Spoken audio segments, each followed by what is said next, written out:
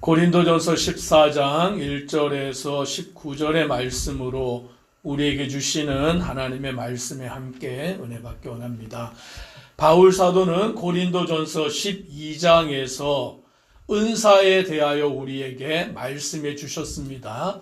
오늘 이 은사를 성령의 은사로 말씀하며 여러 가지 다양한 은사가 있지만 그 은사를 주시는 성령님은 한 분이시다라고 말씀하시므로 우리는 이 성령의 은사를 온전히 교회의 유익이 되도록 사용해야 된다라고 말씀하셨습니다.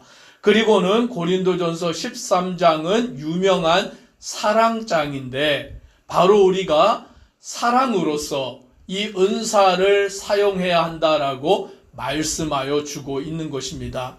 즉 사랑이 없이 은사를 행하면 그것은 울리는 꽹과리에 지나지 않는 거예요. 그래서 우리는 은사를 행한다면 그 은사를 행하는 것은 바로 사랑의 바탕이 되어서 행해야 한다라고 말씀해 주고 있습니다. 오늘 본문 고린도전서 14장은 그것을 이제 방언과 예언을 비교하면서 우리에게 말씀하여 주고 있습니다. 오늘 우리는 방언을 우리가 사모했잖아요.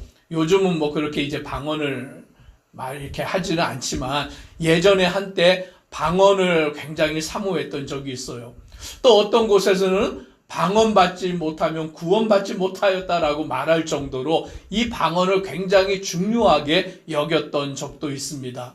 그런데 오늘 바울 사도는 이 방언과 예언에 대하여서 뭐라고 말씀해 주고 있느냐. 2절에 이렇게 말합니다. 같이 읽습니다. 방언을 말하는 자는 사람에게 하지 아니하고 하나님께 하나니 이는 알아듣는 자가 없고 영으로 비밀을 말함이라.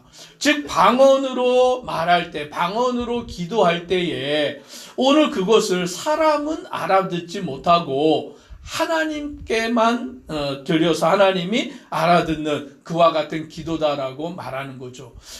그렇잖아요. 우리가 방언으로 이렇게 기도할 때 무슨 말인지 모르잖아요. 뭐 샬라사달랄랄라 막 이렇게 하면서 기도하면 무엇을 말하는지 사람으로서는 모르고 오직 하나님께만 드리는 그러한 기도가 되는 것입니다. 그런데 3절에 보니까 이렇게 말합니다. 같이 읽습니다. 그러나 예언하는 자는 사람에게 말하여 덕을 세우며 권면하며 위로하는 것이요. 예언하는 자, 예언을 말하는 자, 여기서 말하는 예언은 미래를 점치는 그런 걸 말하는 게 아니에요. 점쟁이가 말하듯이 뭐 이렇게 미래가 뭐 어떻게 될 거다. 뭐 여름에는 물가에 가지 마라. 뭐 그런 거 말하는 것을 뜻하지 않고 여기서 말하는 그 예언은 하나님의 말씀을 깨달아서 그 깨달은 하나님의 말씀을 이렇게 전하여 주는 것. 그것을 말하는 거죠. 그래서 예언하는 사람은 사람들에게 말하여서 덕을 세우고 권면하며 위로하는 것이 된다라고 말씀해 주고 있어요.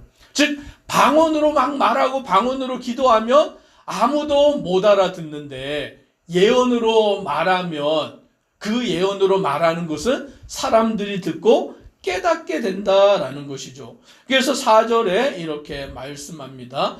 방언을 말하는 자는 자기의 덕을 세우고 예언하는 자는 교회의 덕을 세운다라고 말씀합니다. 그렇죠. 방언으로 기도하는 것은 자기 자신만을 위하여 기도하는 것이 되고 예언하는 것, 하나님의 말씀을 깨달아서 그 깨달은 말씀을 전하는 것은 교회를 유익하게 하는 그와 같은 일이 된다라고 말씀하는 것입니다. 그래서 바울은 5절에 이렇게 말씀합니다. 같이 읽습니다. 나는 너희가 다 방언 말하기를 원하나 특별히 예언하기를 원하노라. 만일 방언을 말하는 자가 통역하여 교회의 덕을 세우지 아니하면 예언하는 자만 못하니라. 아멘. 즉 바울은 모든 성도가 다 방언을 말하고 방언으로 기도하는 것을 원한다라고 말합니다. 그렇지만 교회의 유익을 위해서는 방언보다는 예언하기를 원한다라고 말씀을 해주고 있는 거죠. 즉 방언을 말하고 방언을 기도하는 것은 자기를 위한 것이 되는 것이고 교회를 위한 것은 아니에요. 그런데 예언을 말하는 것은 그것은 깨달은 하나님의 말씀을 전하고 가르치는 것이기 때문에 교회의 덕이 되고 교회의 유익이 된다라고 말씀합니다. 그래서 우리는 은사를 받아서 그 은사를 사용할 때에 그 은사의 가장 먼저 첫 번째 되는 원칙이 뭐냐라고 할 때에 바로 교회의 유익을 위하여서 해야 되는 줄 믿습니다. 이 고린도 교회 성도들은 자기가 가진 은사가 최고이냐 그것을 자랑하고 내세움으로 교회가 분란을 겪게 되고 어지럽고 혼란하게 된 거예요. 그래서 바울은 그런 것이 은사가 아니라 은사는 교회의 유익을 위하여서 사용해야 되는데 우리가 방언을 다 말하고 방언으로 기도하지만 그거는 자기의 유익만을 위한 것이고 예언을 하여서 그 예언으로 모든 성도들 교회에 유익을 끼치는 것이 중요하다라고 말씀하여 주고 있는 것입니다. 그러면서 바울 사도는 뭐라고 그것을 예를 드냐라고 할 때에 악기를 연주하는 것을 예로 들고 있습니다.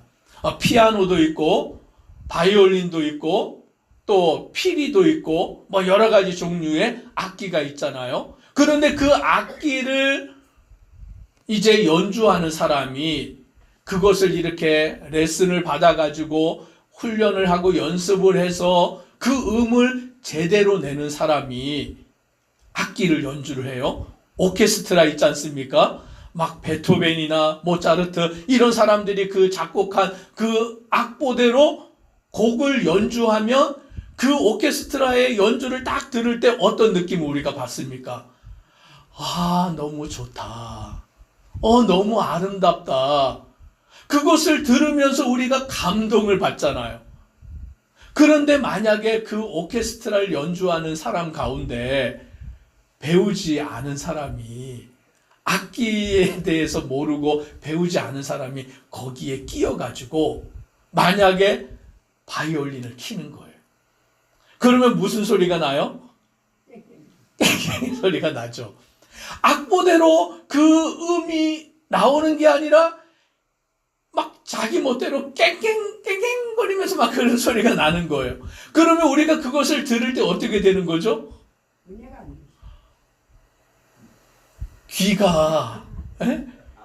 귀가 고통스러운 거예요.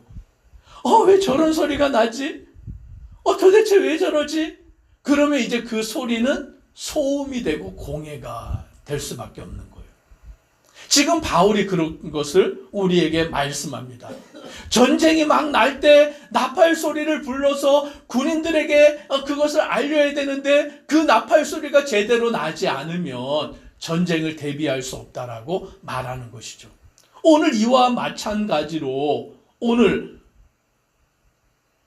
9절에 보니까 이렇게 말합니다. 이와 같이 너희도 혀로서 알아듣기 쉬운 말을 하지 아니하면 그 말하는 것을 어찌할리요? 이는 허공에다가 말하는 것이다. 말을 하는데 그 말이 알아들을 수 있는 말을 해야 되잖아요. 상대방이 알아들을 수 있는 말을 해야 되는데 알아듣지 못하는 말을 하는 거예요. 그러면 우리가 대화하다가 뭐라고 얘기합니까? 도대체 무슨 말을 하는 거냐? 알아들을 수 있게 좀 말을 해라. 도무지 무슨 말인지 모르겠다. 그러면 그게 소통이 안 되는 거죠.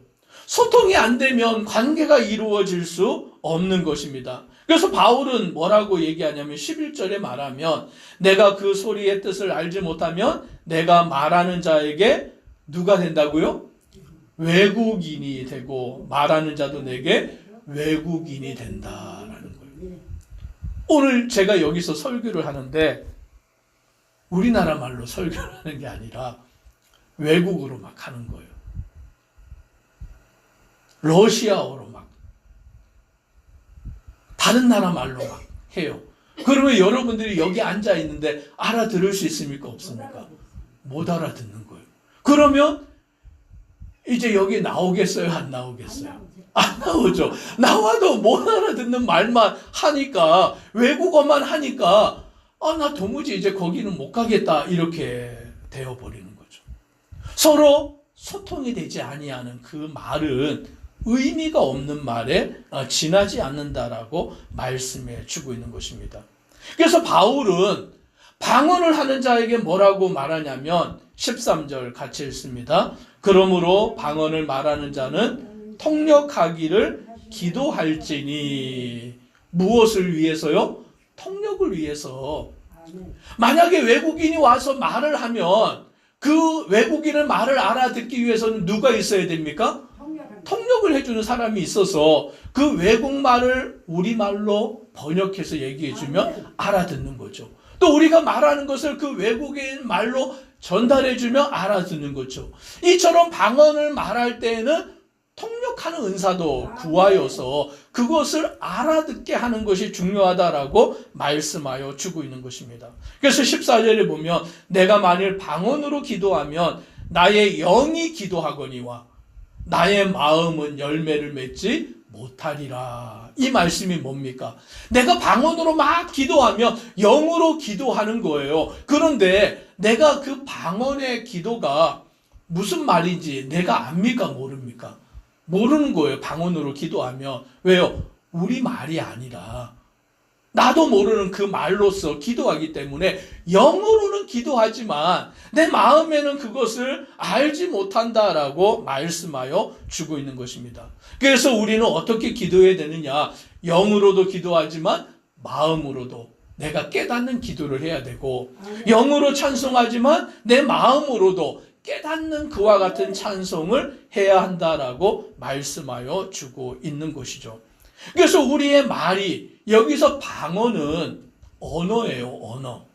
말이죠. 그 말의 기능은 무엇이냐라고 할 때 소통인 거예요. 서로 알아들을 수 있는 말.